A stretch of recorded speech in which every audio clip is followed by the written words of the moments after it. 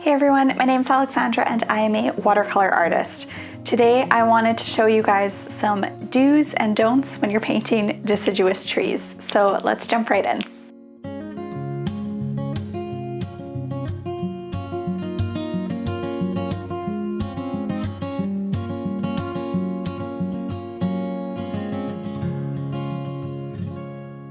For supplies today, I'm using 3 different paintbrush sizes. I have Opus Allegros number 8, 4, and 2. I have a pencil to do some basic drawing for our tree, napkin for drying my paintbrushes, 2 cups of water, 1 for clean water, 1 for dirty. For paint, I'm using a combination of colors from Art Philosophy and Co.'s watercolor palettes. I'm using both the Woodlands and the Terrain palette, but main things that you guys will need is some sort of brown, green, and possibly a bit of red, but not absolutely necessary. And the last thing that I'm using today is 140-pound cold press watercolor paper. To start, I am going to show you guys what not to do when painting watercolor trees, and then we're gonna move on to what to do instead and sort of why the differences make such a big difference and yeah, how to do them. So let's get started. I'm gonna start with my larger paintbrush and I'm gonna go in. One of the most common things that you see when people are painting trees, I'm gonna use a wet on wet technique, is if they wanna paint a really full leafy tree, what they will do is paint their shape and then I'm gonna go in with a green. And they will just fill in their color. So I can even make the edges a little bit random so that it is a tree shape. And I'm just gonna fill in all of the green. And now when I think of trees, one of the things that I think of, so it's natural that this would be the response, is often when you're looking at the bottom of the tree where the leaves are, it is darker and more shaded. So if I'm going and painting my tree, I might just add some darker color to the bottom just to show where it's shaded. So I find that this is often people's starting point when they're painting watercolor trees. So they'll paint in the shape of the tree, they'll add a little bit of shading. It's all starting in the right place, in a good place. But there are ways to make your trees look a lot more natural and a lot more realistic. So the next thing that I'm gonna do with this tree is we're gonna go ahead and paint in the tree trunk. So I'm gonna paint it coming down from the tree. And for both these trees, I'm just gonna sort of end it off and I'll add some dark brown just to be the ground at the bottom. So we can kind of just streak across. Okay, so this was a super fast, really simple tree. I can go in and I can add more color and make it a bit darker and just add into where I've already painted. But this is what I find is often people's starting point for painting trees, which is not a bad thing to do. You can wet your paper, you can use some mixing, making sure that not everything is the same color tones, and even some texture to make it look like there's leaves. So it's a really good place to start. We can even add some shading to our tree trunk. So I can go in with some darker brown and just add a little bit in and I'll blend it into the rest of the trunk. Okay, so for our don't do this tree, we're gonna leave it at that. I'm gonna show you guys what to do instead, and then I'm gonna sort of talk about what elements are good from this, what we can carry over.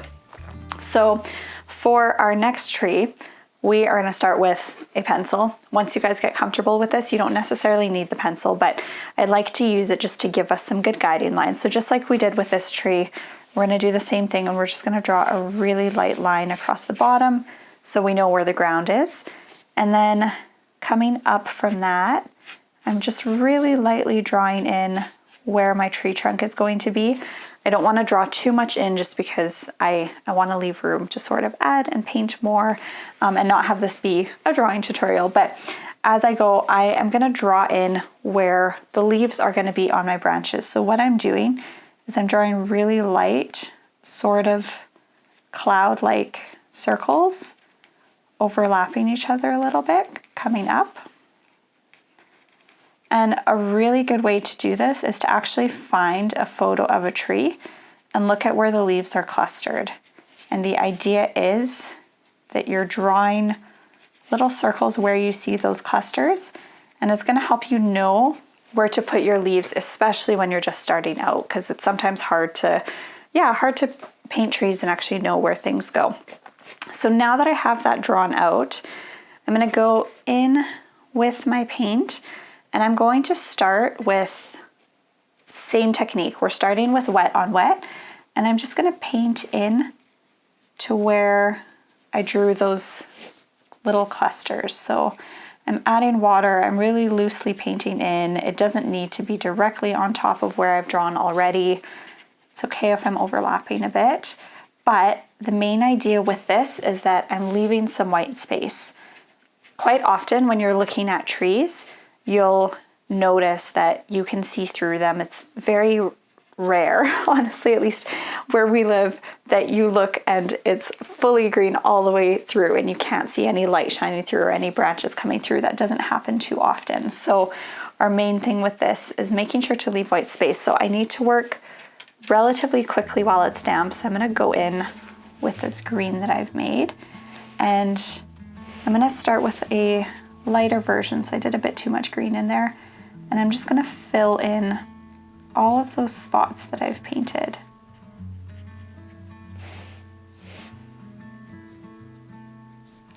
So again, I'm just working on these little clusters of green paint.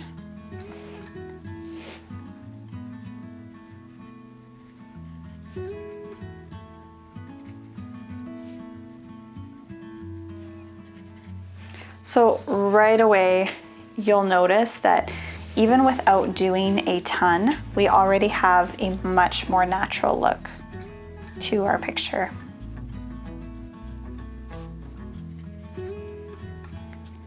So the easiest way to think about painting this is just imagining that you're painting a bunch of little green clouds that are kind of all clustered together. So I'm leaving that white space, I'm attaching them together in some places and not in others.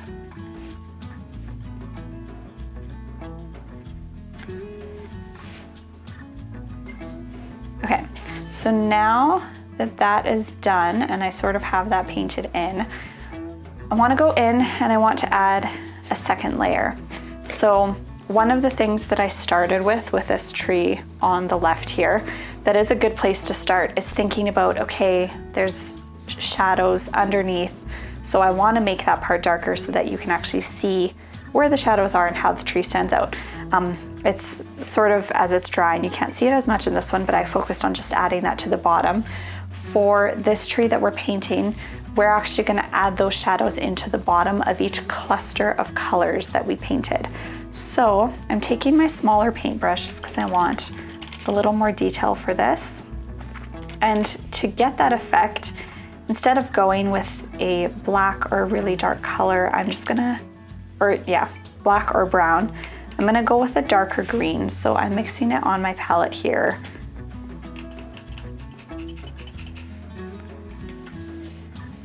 And I'm just gonna mix it until I get the color that I want.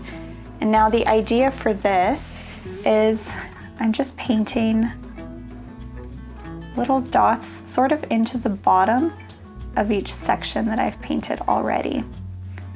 So for this tree, we're going for something that's really simple and still abstract looking, but you're gonna see how easy it is to make it look so much more realistic.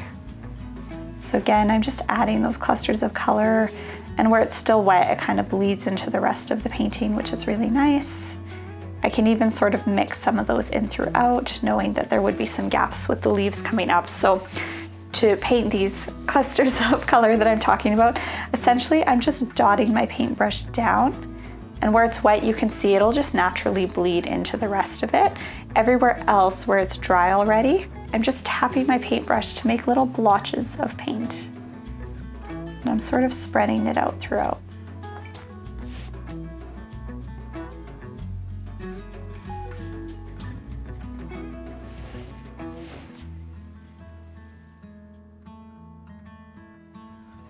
And even with these little blotches of paint, I want to make sure to still leave some white space showing through, or some space of that lighter green color showing through.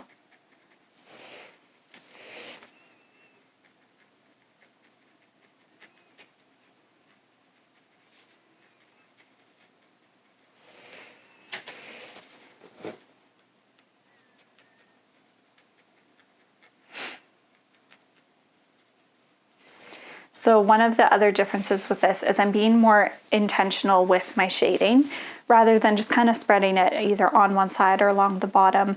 I'm thinking about where I'm putting it. I'm knowing that I'm putting it sort of towards the bottom of each section of leaves. And we'll see this even more once we go in and add some branches.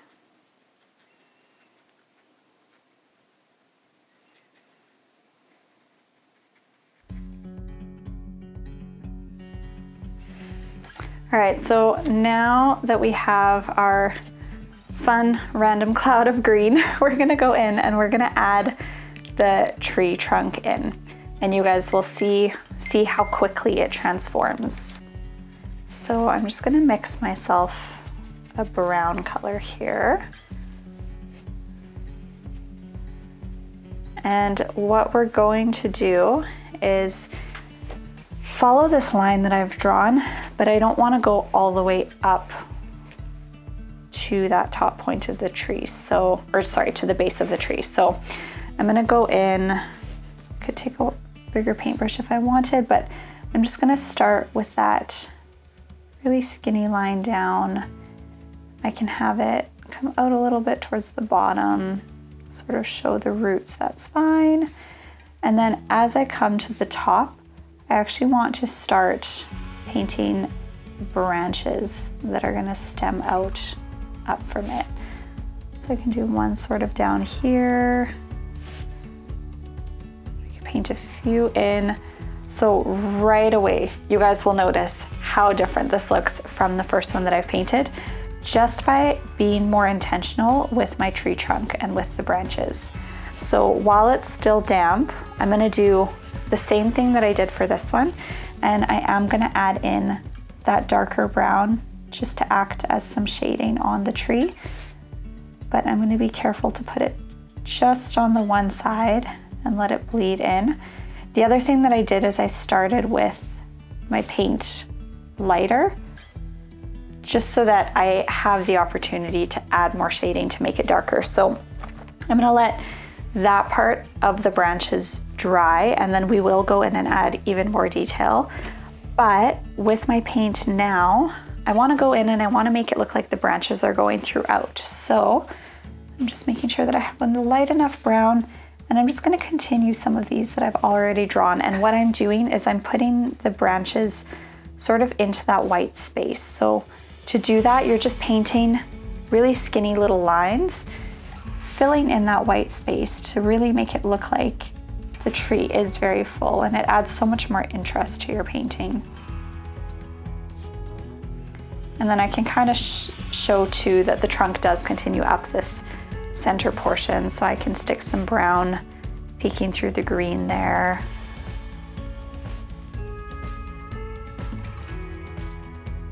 And then we're going to do that all the way to the top. So right away, you guys can notice what a difference this makes and just how much more interest there is in the painting. So now that my trunk is nearly dry, we're gonna go in and add some darker brown details. So I'm going and I'm getting a more pigmented version of my paint, and I'm gonna paint really little lines just over top of that trunk. So tiny little lines, also in clusters. This is one of my ways to do a really subtle bark look, tree bark, is just by painting little clusters of lines, and you can look at a picture of tree bark to sort of get a bit more of an idea of reference for this. But the idea is that, as I did before, I'm still letting that light color show through, but I'm just adding some more depth to it. So now I'm going to go through and I'm going to add that same darker paint color into my branches that I've painted up higher. So I'm still letting that lighter brown show through and using my really small paintbrush to get those really nice fine lines. And I'm just painting some patches of darker brown.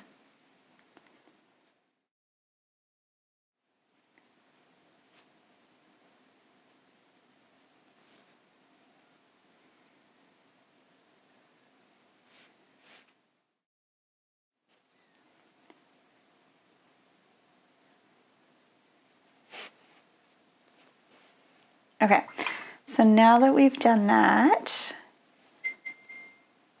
we can paint the ground in our photo, and I'm just gonna do a super, super light, really subtle beige color. And again, I'm just following along that pencil line and just painting really loose lines. Depending on what you're painting trees on, you might want to do grass instead below, but just something to sort of ground the tree so it doesn't look like it's floating in space. But the idea with this is that I'm not doing any really aggressive dark color. I chose brown just because then it looks like it's standing in dirt. And I'll just add some colors and some layers to that.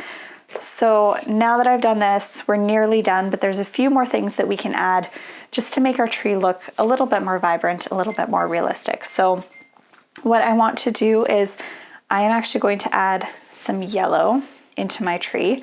So I'm just going to mix it onto a clean spot on my palette here. And I'm going to use what is called a glazing technique. I do have a full video on watercolor glazing technique if you want to check it out. But I am going to take my yellow paint and add it directly over top of the green with the idea that it's just going to add more vibrancy to my tree.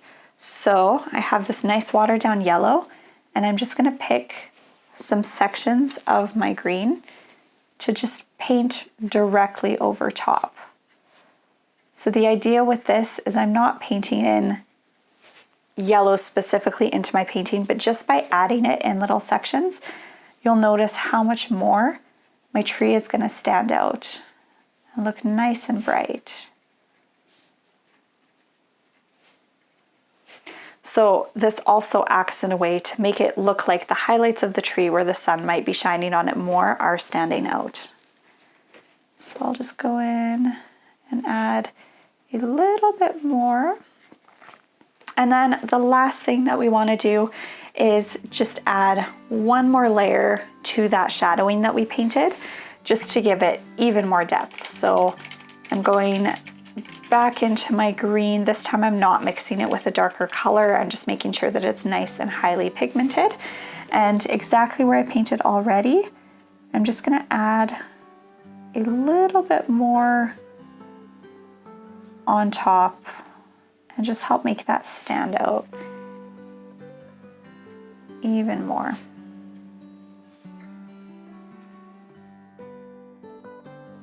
So with these trees too, you definitely can mix in a variety of different colors of green and yeah, get exactly what you want. This tree that I painted worked out to be a little bit more muted, but if I wanted, I could add more yellow and I could make it a brighter tree. But by doing this, once I have the branches, it's nice to just add in some more leaves and kind of extend it out from where we already have. So that it looks like the leaves are more transparent towards the edges, which often they are. Often you can see more light shining through. So I'll add some more in just around the edges there.